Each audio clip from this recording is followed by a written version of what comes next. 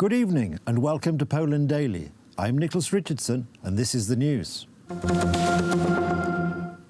In an interview for newspaper Dziennik Gazeta Prawna, Paweł Rabiej, the vice president of Warsaw, set out the goals of the homosexual lobby in Poland.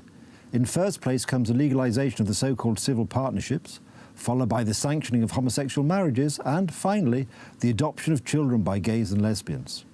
First, it was the LGBT plus declaration in the capital. Now it's Paweł Rabiej, the vice president of Warsaw, saying that he would like to see the legalization of homosexual marriage and in the future gays and lesbians having the right to adopt children.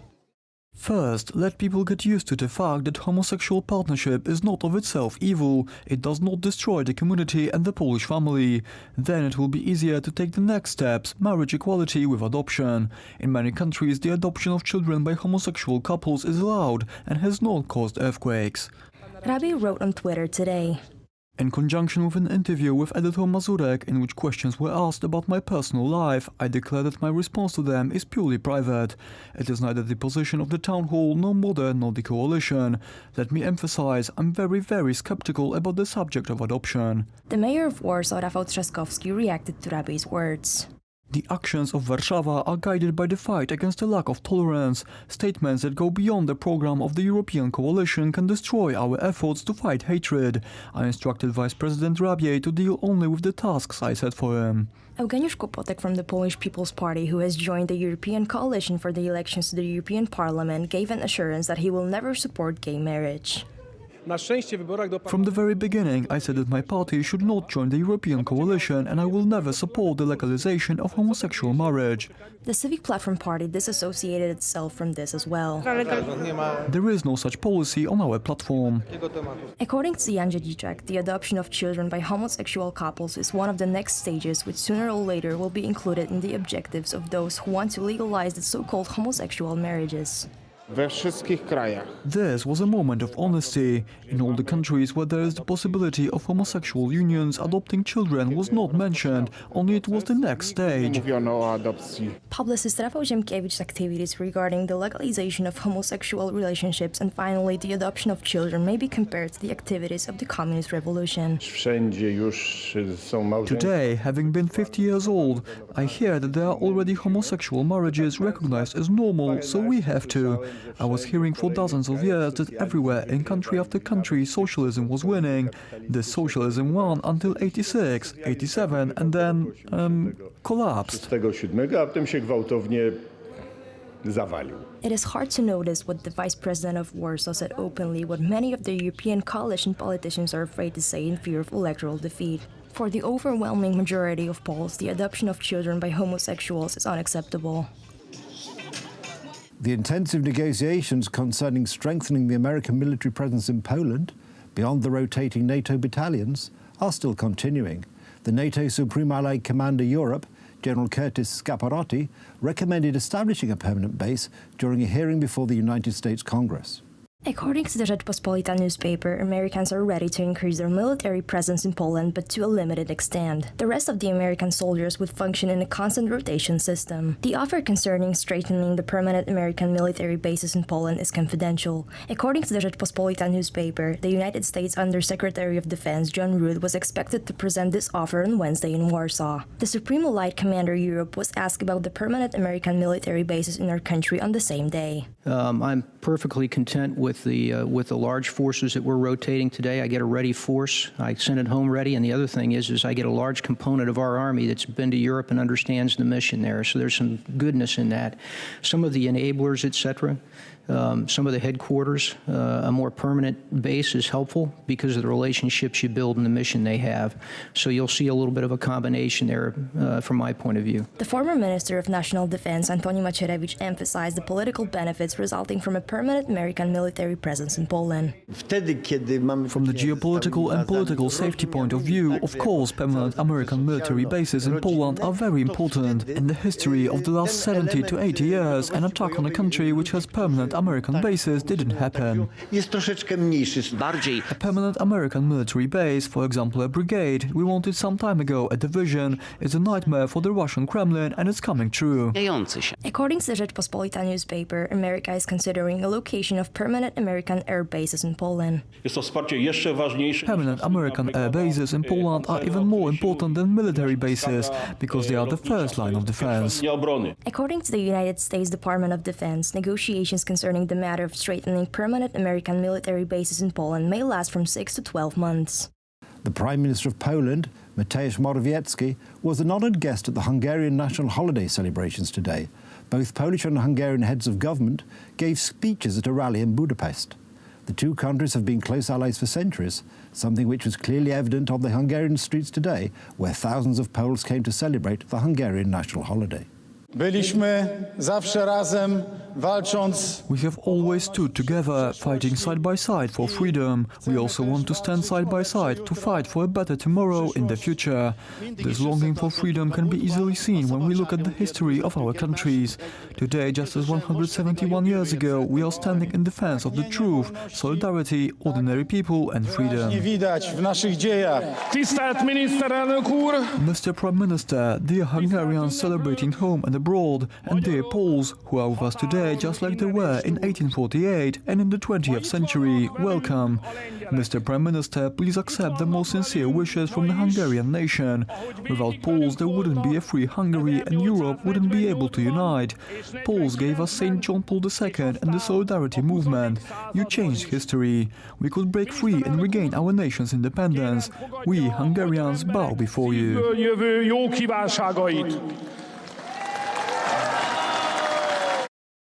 Elżbieta Rafalska, the Polish Minister of Family, Labour and Social Policy, has said that her ministry is ready for a debate about the Sunday trading ban. Rafalska also mentioned opinion polls which show that Poles are increasingly in agreement with the need for the Sunday trading ban, which allows supermarket workers to have a day off at the end of the week. The research shows that Poles have got used to the so-called no-work Sunday. It seems that Sunday family time is really valued among us. What's more, it looks like Poles know quite well when they can and can't go shopping, which is proven by the fact that 60% of people polled knew about the 2019 change in the frequency of trade-free Sundays. We're well organized as a nation. We Poles are often portrayed as messy and chaotic, but it has no grounds in reality today. That's the news. Thank you for watching. Do stay with us for the weather, business and more besides. But from me it's have a good night and a better tomorrow.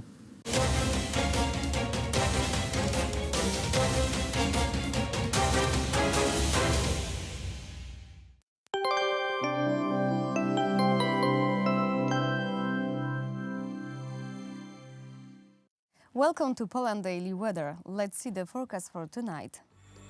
In all regions, sky will be overcast. Temperature will rise across Poland. A maximum 6 degrees we will see in Katowice and Kraków.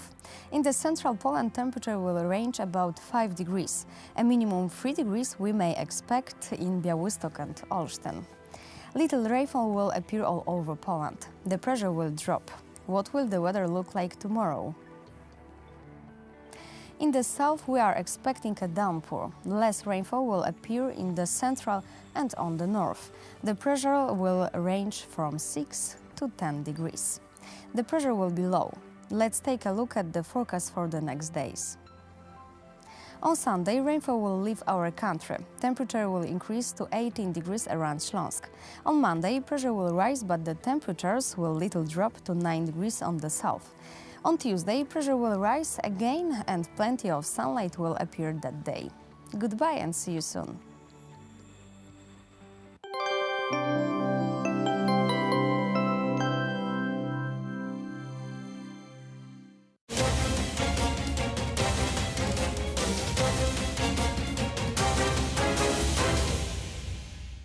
You're watching Poland Daily Business Edition. Our guest tonight is Tomasz Cioska of Innovenergy, Director and main shareholder. Sir, welcome to the show. Welcome, everybody. Brexit is near, and we really don't know how it will develop. What is your opinion as a person who is cooperating with this market? Generally, I think that Brexit is a big problem first and foremost for the Brits themselves. Nobody knows at the moment how it's going to look like.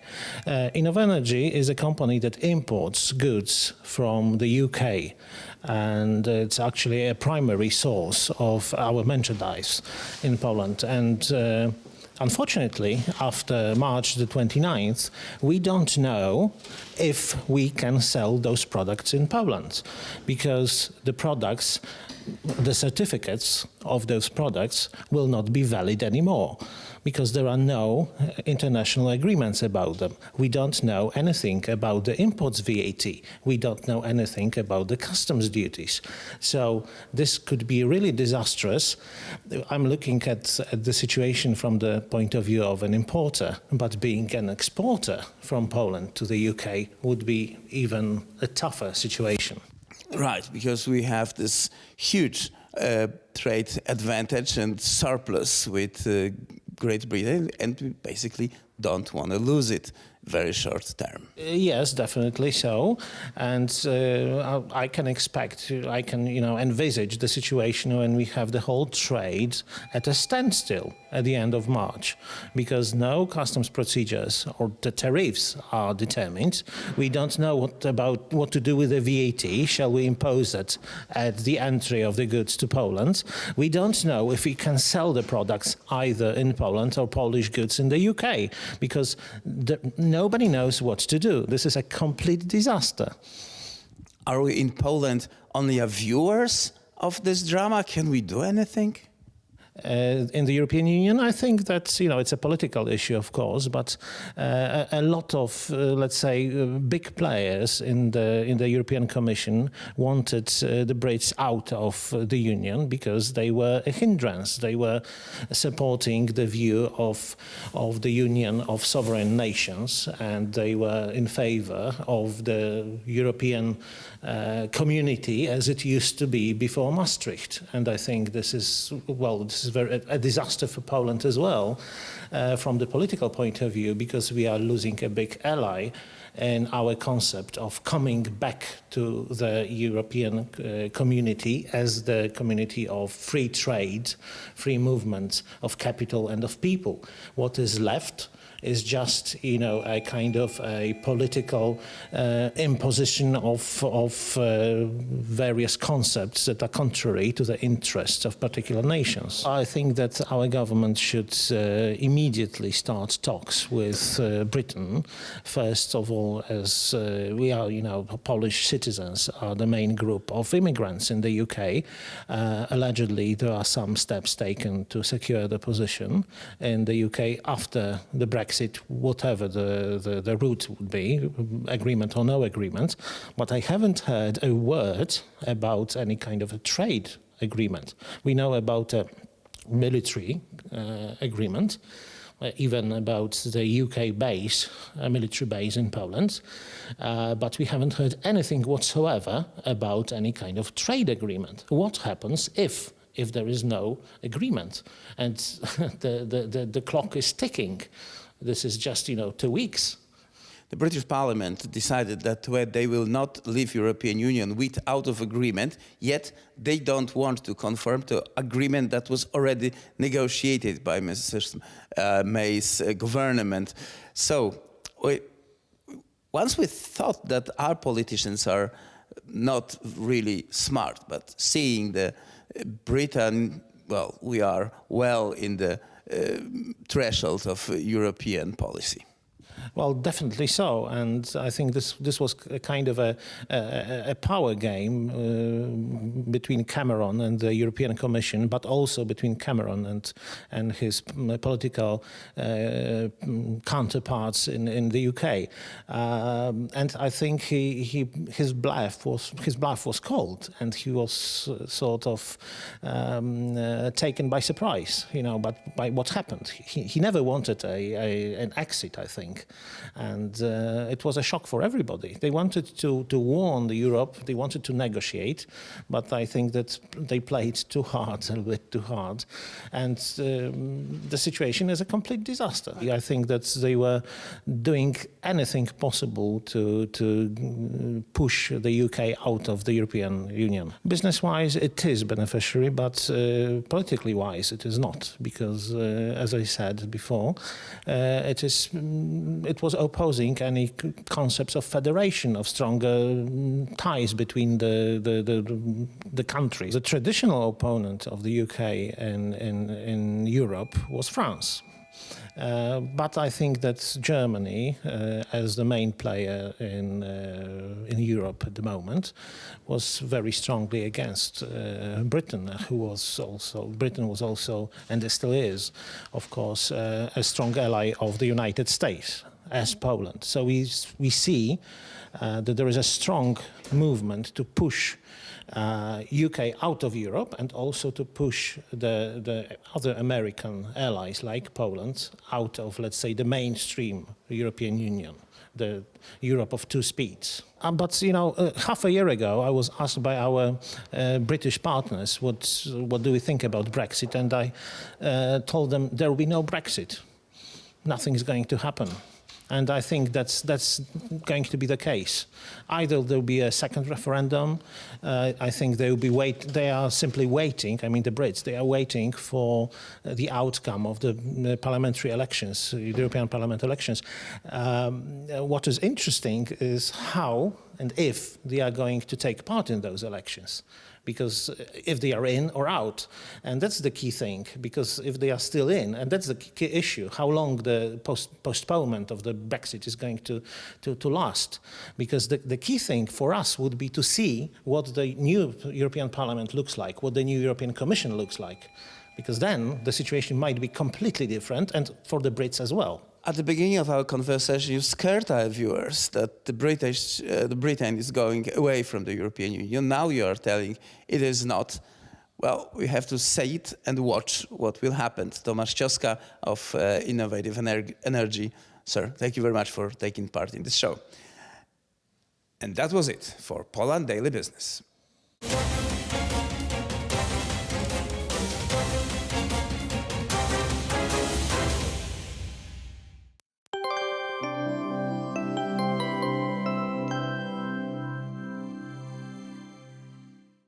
Welcome back to Poland Daily Weather. Let's take a look at tomorrow's forecast. In the south, we are expecting a downpour. Less rainfall will appear in the central and on the north. Temperature will range from 6 to 10 degrees. Despite the rain, there will appear also moments with the sun across Poland. Let's take a look at tomorrow's forecast for our continent. In the Balkans, temperature range about 15 degrees. On the South Europe, temperature will rise to 23 on the Iberian Peninsula. In British Islands, rainfall is expected, but sunlight will appear as well. Snowfall will expected on the northeastern Europe, and their temperature will range from 0 to 3 degrees in Moscow. Thank you for watching, and goodbye.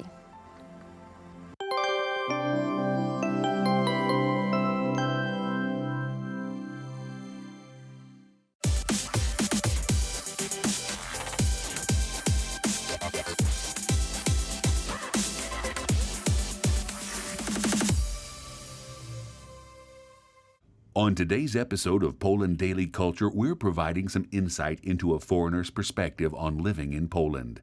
We'll be exploring their experiences and how they absorb certain aspects of the culture.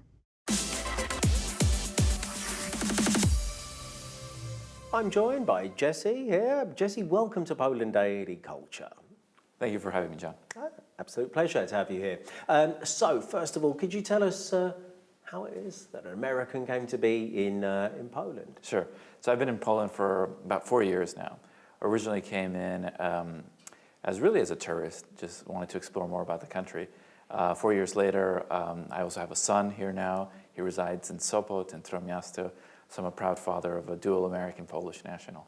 Excellent. Okay. And so could you tell us perhaps if you're sort of going in between Trójmiasto and Warsaw, what's the kind of difference between those two cities? Yeah, I would say being on the coast in Trójmiasto, you're going to have access to perhaps a little bit more sport activities than you would in Warsaw. So you have the sea, you can take advantage of sailing, windsurfing, kite surfing, etc. You've also had some really tremendous forests immediately outside of Gdynia and Sopot. In Warsaw, I'd say it's much more of a business center, the center of government and power, and a center for arts and entertainment. So I think the dichotomy between both geographies is one where the north gets a little bit more sport activities and perhaps a slightly better balance of life, whereas the Warsaw is a hustle and bustle kind of city. Mm-hmm. And how do you contrast Poland with the States? I know it's a little bit difficult to sort of broad big countries, but in terms of sort of the society and culture, broadly speaking. Yeah, I think the biggest difference when you come to the United States, Americans are known as people that always have a big smile on their face. Maybe no particular reason, but they've got a big smile on their face. Mm-hmm. And the stereotype when you go to Eastern Europe or to Poland is that people are not smiling so often. There's different cultural reasons for that, but what I've identified is that both societies seem to have very dynamic and hungry people, in the sense that they're hungry to learn, to improve themselves, to experience the world, and to share with the world what their culture is about. So that's something that's quite similar between the United States and Poland. The difference is that Poland, I think, the mentality for many decades has been that Poles kind of look towards the outside for better opportunities, be that employment or whatnot. And what I've noticed is that little by little that mentality is changing, and I think that's a healthy kind of change. Poles are realizing that they've built a really fantastic society for themselves here. There aren't necessarily compelling reasons to go out of their country because there's really great opportunity here, both professionally and in terms of quality of life. Hello and welcome again to Poland Daily Culture. Today I'm hosting Nolan Maclean, who will talk to me about his life in Poland. Hello Nolan and welcome to Poland Daily Culture. Thanks for having me. So let's begin with a question about what is your story? Why are you here in Poland? Yeah, it's a good question. I came here by accident a little bit. I was teaching English to young children in Seoul, South Korea for 3 years, about 10 years ago. And I was on my way back to California to continue pursuing my business career. And a friend of mine, American, started dating a Polish woman. And so she wanted to come back here, go to Jegliński, get her master's. So he followed her. I kind of just followed them. And you followed him. Exactly. I followed them. And I didn't know what to expect. But I came here for 1 year because I was mostly excited to be a part of the European Championships in the summer of 2012. So you came here without knowing anything about the country. You just planned to move here for 1 year. Exactly. But they helped me organize a job and an apartment, and I was most excited to be here for that specific football event, and then planning on moving back to California after that. But then life just kind of evolved from there. New business opportunities came. I developed more friendships. And I've just enjoyed my life ever since for the past 7 years here. And what was your first job here in Poland? I was teaching English in the Academy of New York. It's kind of a American, kind of a native English teaching school. And that gave me access to meet all kinds of adults that really wanted to further their careers. And it really opened my eyes to what Poland was about, because most people come from not Warsaw, but smaller towns. So they were... I'm supposed to be teaching them, but actually they were teaching me kind of about the country. Mm-hmm. And so being here for a year, you already knew that you're going to stay forever, or stay at least for a longer period of time? No. I had my flight booked to go back to California. But then, there was a bit of a recession going on back home, and I just felt, I didn't know, it's hard to put words to it or a feeling to it, but you kind of just know that something could possibly be happening very nicely in Poland. I feel like the country was getting better every year, or at least the 1 year that I was there. But I also had witness of other American friends that were here 5, 10, 15 years. So you kind of get the feeling that this country is getting on the map. And I wanted to be a part of that kind of movement. Yeah. I think that it's kind of addictive to foreigners, from what I'm hearing from my friends and other people.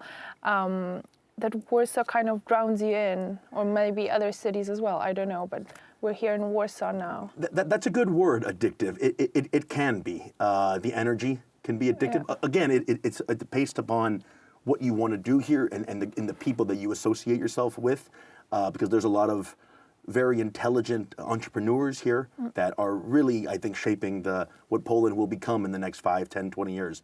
And I've tried, and that's actually thankful to, because of English, you immediately have access to people that, if they learn English, then they want to do business and travel to other parts of Europe or around the world. And, these are kind of my people.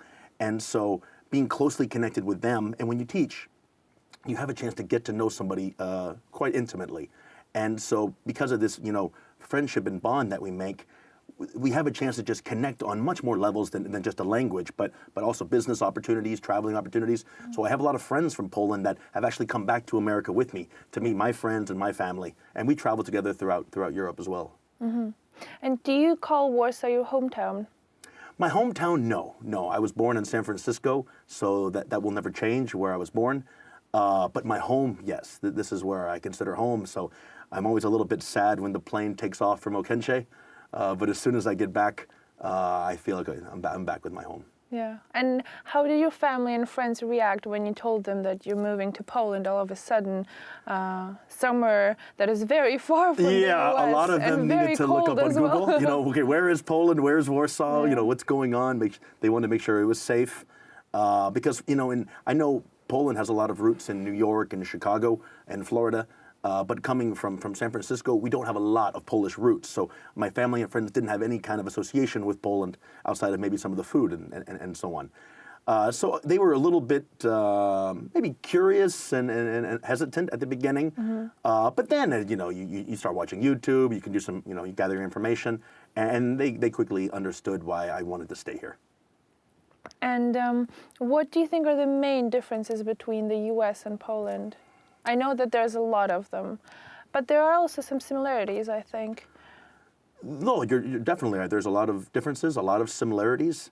Again, I was living in Korea just before I came here, and there's drastic differences in terms of how we look, how we eat. Yeah. So when I came here, I actually felt it at home because finally I'm not the tallest man in the room, or you have some bald guys, or you eat cheese. So, Poland has fantastic cheese and bread. And when I was living in Asia, I missed this very much. Or, for example, maybe it sounds kind of funny, but I remember my first morning waking up. The plane landed in the evening. But when I woke up the next morning, I had an apartment on Żelazna. And coming from Asia, there's a lot of smog. And when I woke up in this apartment and the curtains were open, I remember how blue the sky was. It was so clear and so natural. It wasn't congested by big factories and pollution.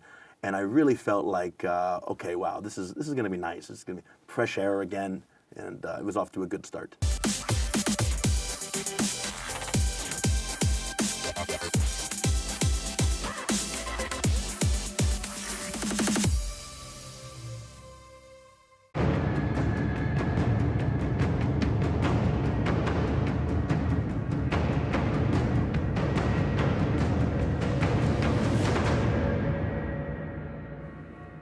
Ladies and gentlemen, welcome to Poland Daily History. Today we will speak with Mr. Piotr Jegliński, a member of a prominent Polish patriotic family. From the 1970s, he participated in the anti-communist dissident movement. Having started his own publishing house in Paris, he is responsible for smuggling forbidden literature back to the then communist-occupied Poland. Today, we will ask him about his life and struggle for a free Poland.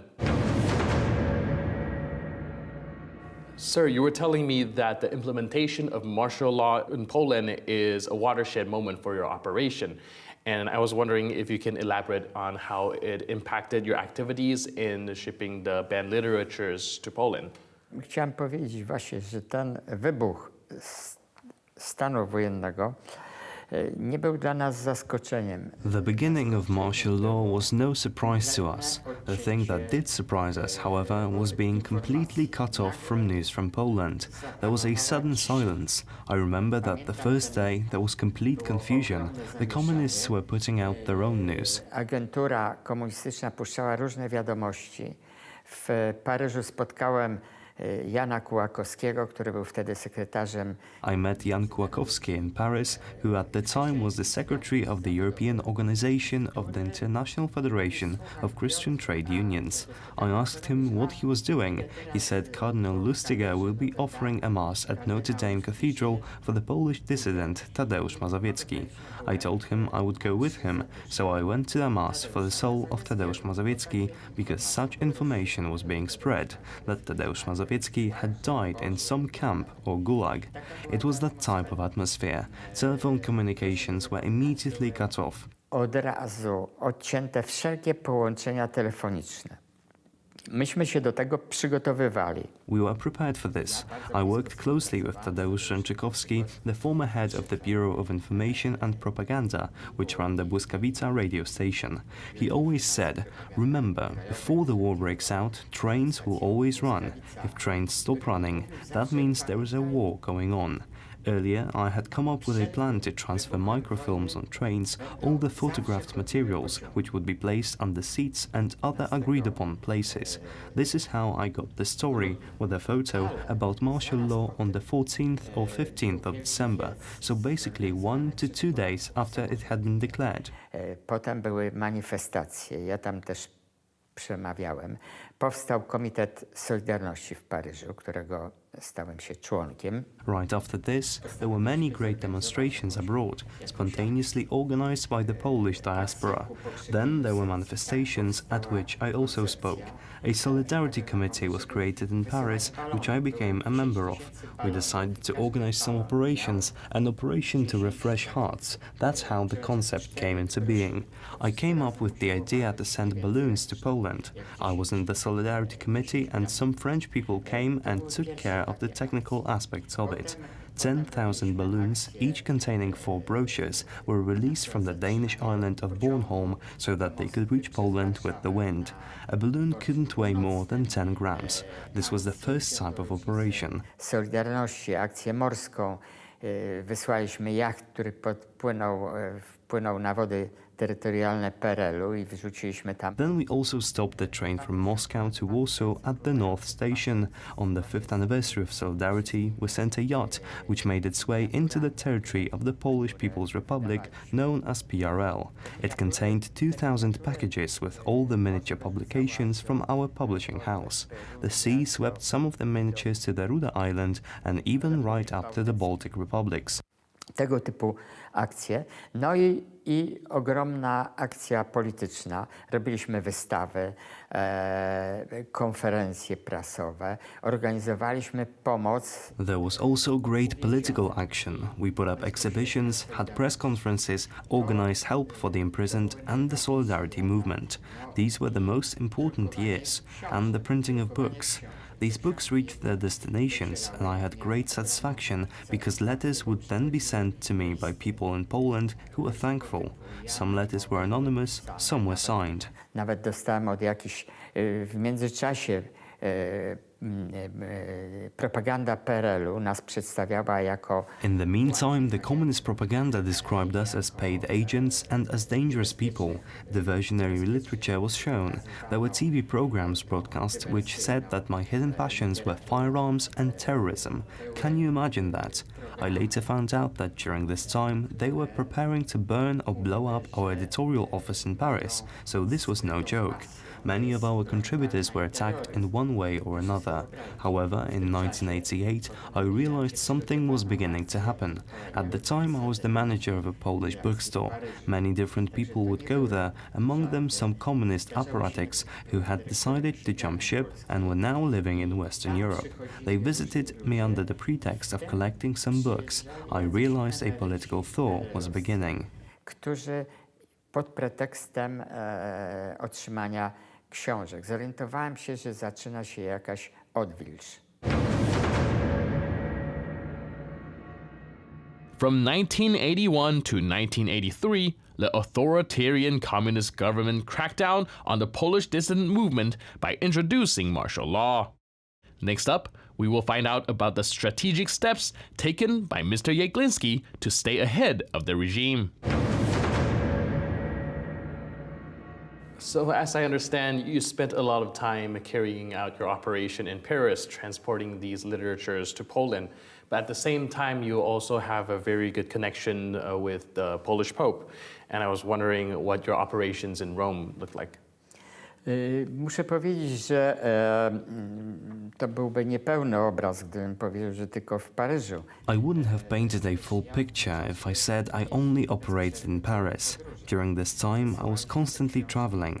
We sent these books from Belgium, Holland, Germany, even England. From more or less the first years of the pontificate, the most important point for us was Rome. Najważniejszym punktem był dla nas Rzym.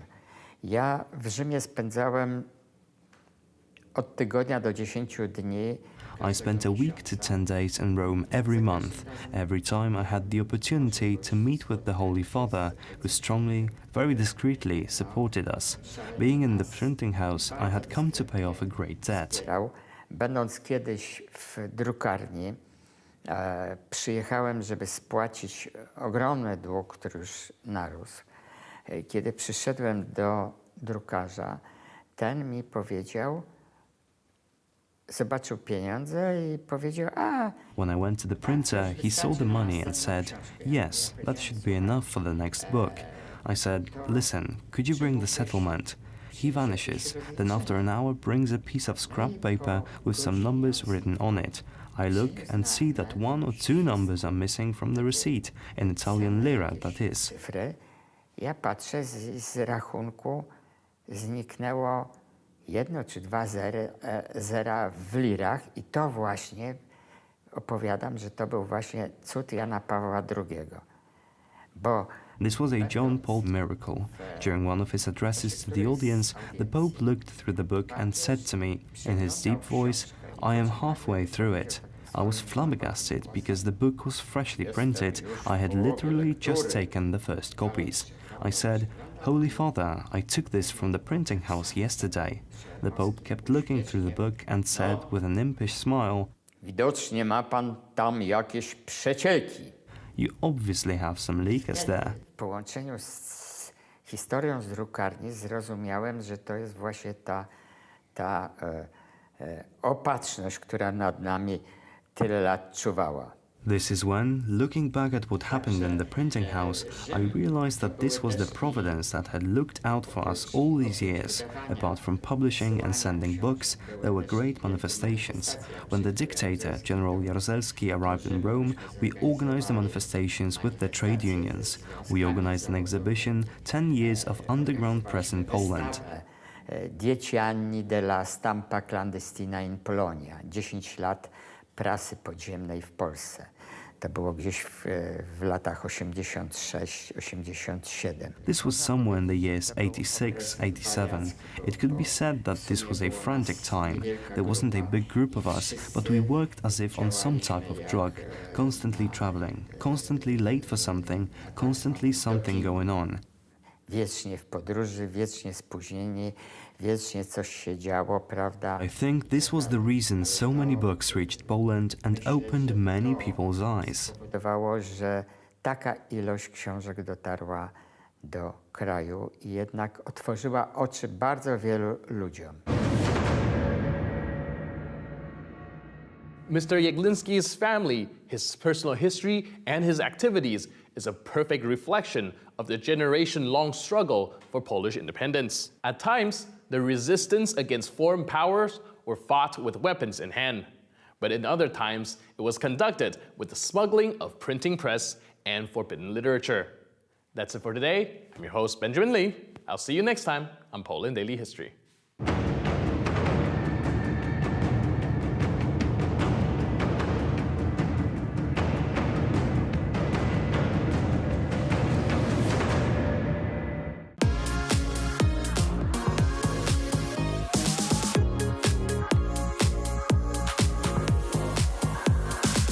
Hello and welcome to Poland Daily. We're really glad that you've joined us because without you, there'd be no point in doing this. In this next series of episodes, we're going to be looking around the Warsaw New Town. It's still very old, don't worry. We'll start off at the Hotel Le Regina.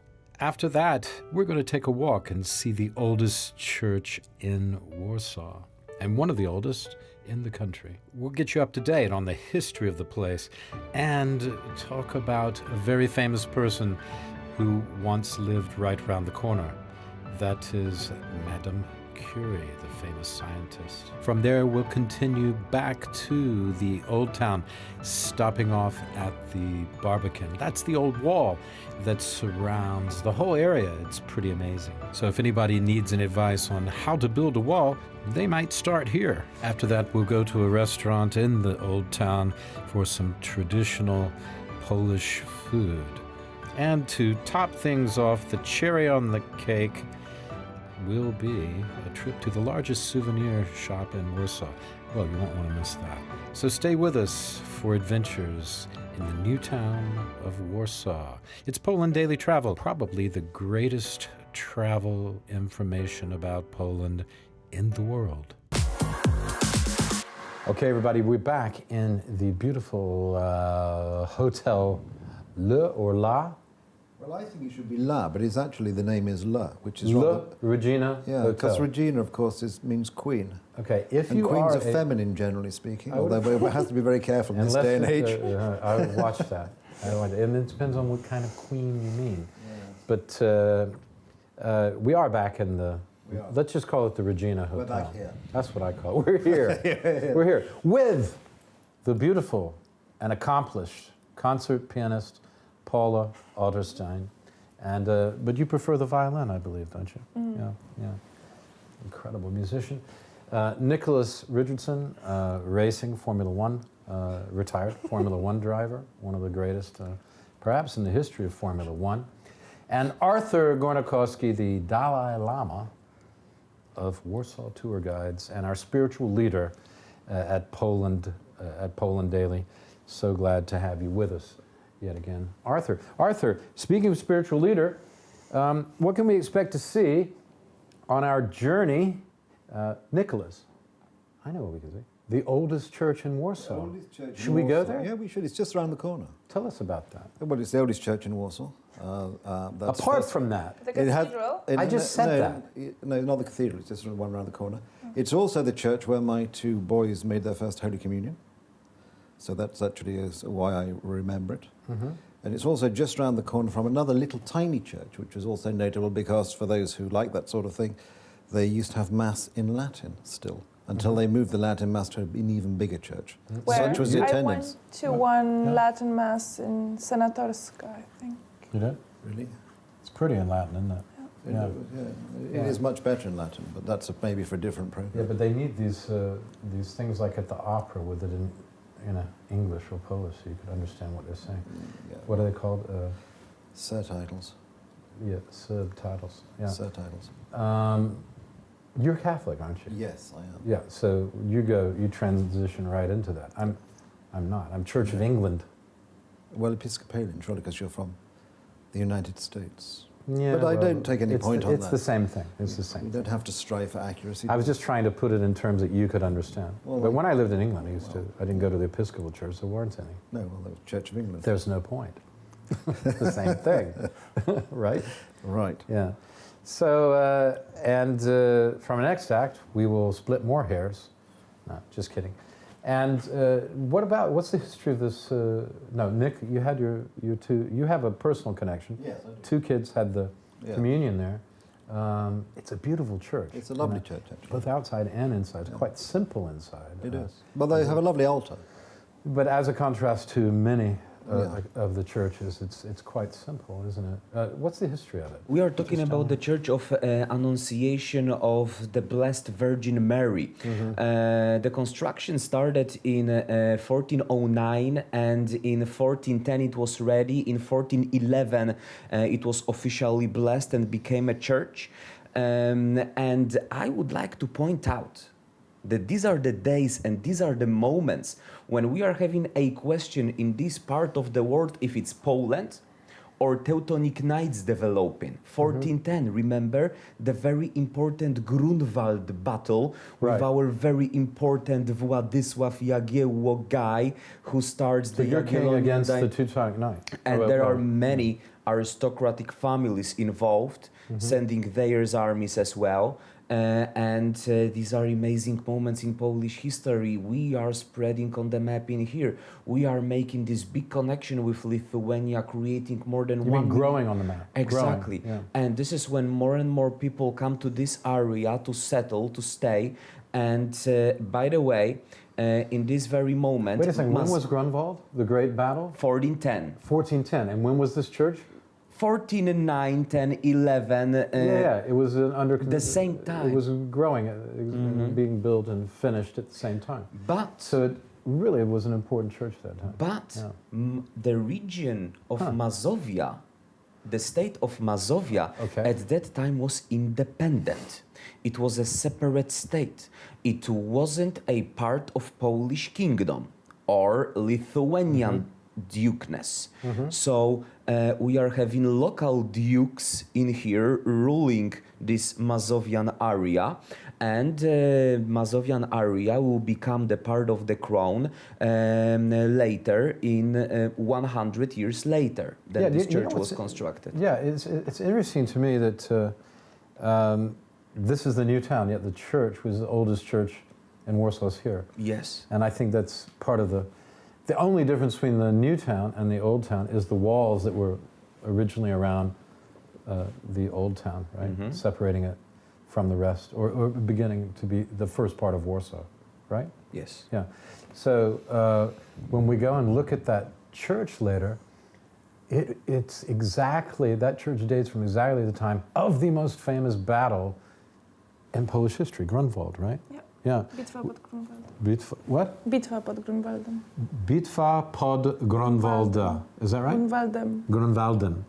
Bitwa pod Grunwaldem. I'll never get it right, but thanks for helping me.